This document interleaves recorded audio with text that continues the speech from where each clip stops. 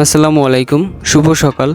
কি অবস্থা সবার, কেমন আছেন সবাই? রাতের অন্ধকার পেরিয়ে কাপ্তাইয়ের উদ্দেশ্যে যাত্রা শুরু করছিলাম। দীর্ঘ পথ পেরিয়ে এখন সকাল 5টা বাজে। শরীর ক্লান্ত, চোখ ভারী, তবুও জানালার বাইরে তাকাতেই যেন সব ক্লান্তি মিলিয়ে গেল। দূরে পাহাড়ের সারি, রাস্তার পাশে সবুজ ভরা ধান ক্ষেত।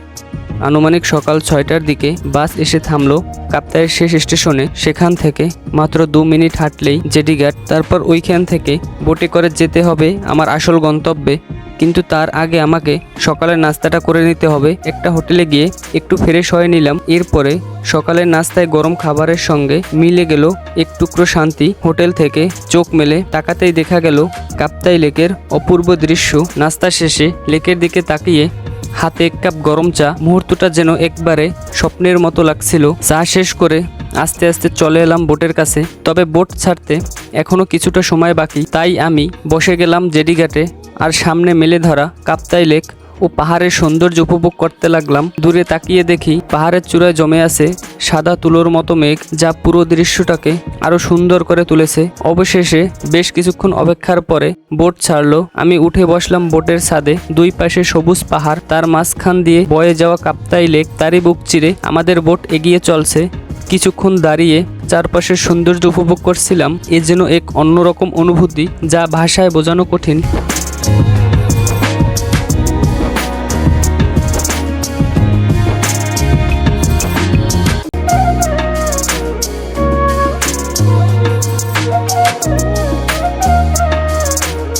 মাঝে মাঝে বোট থামে লেকের পারে, যেখানে বসবাস করে চাকমা সম্প্রদায়ের লোকজন। তাদের বোট থেকে নেমে যাওয়া এবং সেখানে বসবাস করা মানুষের কার্যকলাপ দূর থেকে দেখতে পাওয়া, সব যেন এক ধরনের নতুন অভিজ্ঞতা।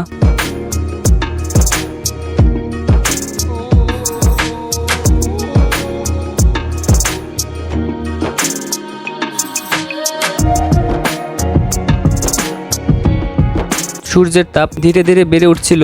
সেই তীব্র রোদের হাত থেকে কিছুটা বাঁচার জন্য আমি গামছা বের করে মাথায় দিয়ে নিলাম।